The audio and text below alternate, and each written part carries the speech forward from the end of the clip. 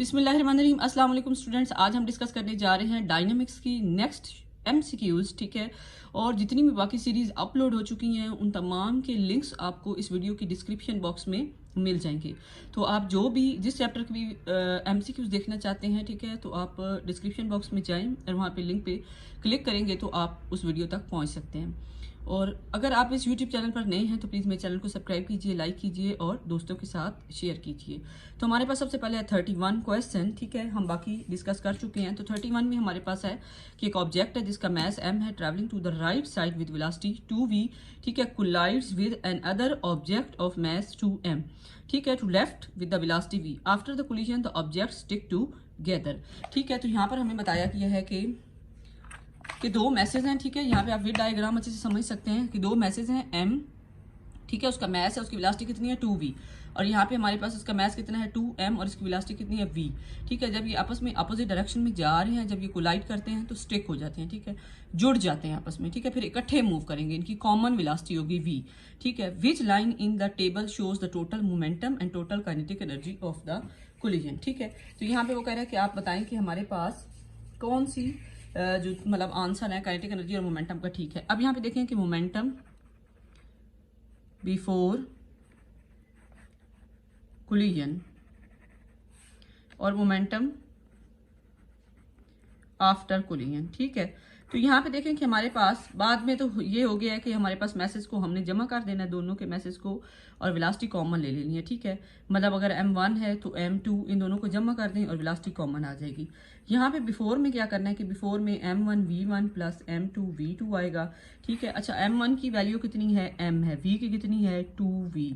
ठीक है, m की इधर क्या है 2m है और वेलोसिटी कितनी है v है। ठीक है, अब यहाँ पे दोनों ऑपोजिट डायरेक्शन में मूव कर रहे हैं तो वेलोसिटी के साथ क्या आएगा माइनस आ जाएगा। ठीक है, यहाँ पे क्या आएगा माइनस, तो यहाँ पे क्या आ जाएगा 2mv माइनस 2mv इक्वल है m1 plus m2 into v। तो ये हमारे पास कट जाएंगे और हमारे पास वेलोसिटी क्या हो जाएगी 0 हो जाएगी। तो हमारे पास फाइनल मोमेंटम क्या हो गया 0 हो गया। इस तरह से हमारे पास एनर्जी का आपको पता है कि हमारे पास एनर्जी किसके बराबर है 1/2mv²। ठीक है, और यहाँ पे आपको पता है कि हम एक फार्मूला देखते होते हैं कि m से मल्टीप्लाई भी कर दें और डिवाइड भी कर दें तो हमारे पास यहाँ पे बन जाता है p²/2m, ये एनर्जी का। अब जब हमारे पास मोमेंटम ही 0 है तो एनर्जी क्या हो जाएगी, वो भी 0 हो जाएगी। तो हमारे पास कौन सा इसमें से ऑप्शन ठीक है टेबल में से, आप खुद देखकर बताएं ए ऑप्शन क्या होगा ठीक होगा।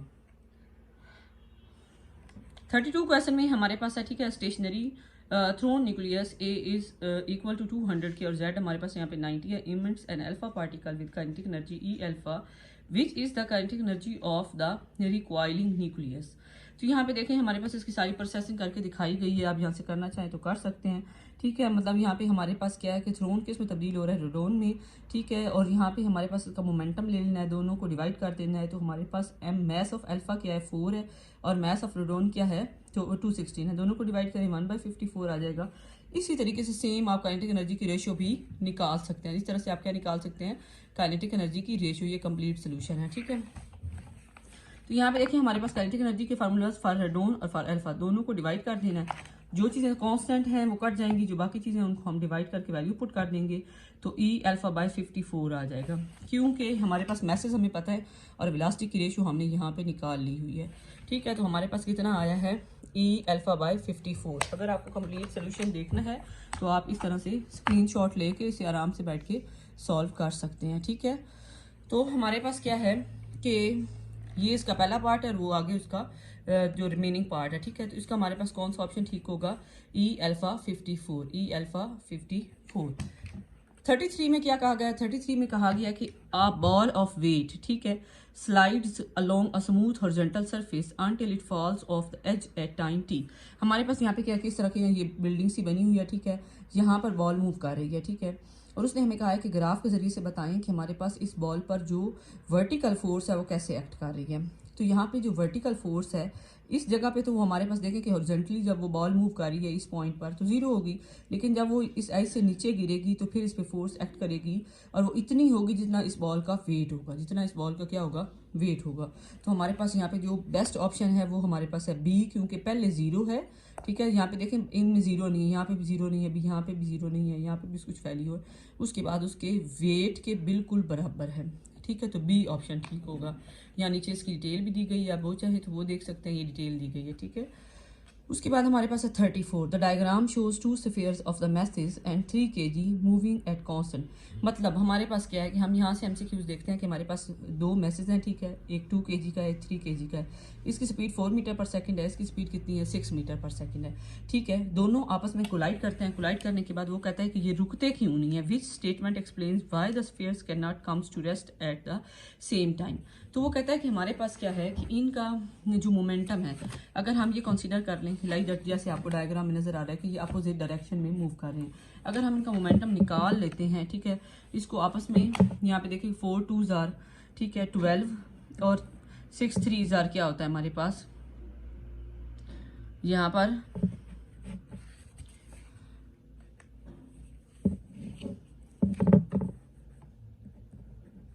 इनको माइनस कर दें तो हमारे पास 12 में से 8 जाए तो क्या बचेगा हमारे पास 12 में से,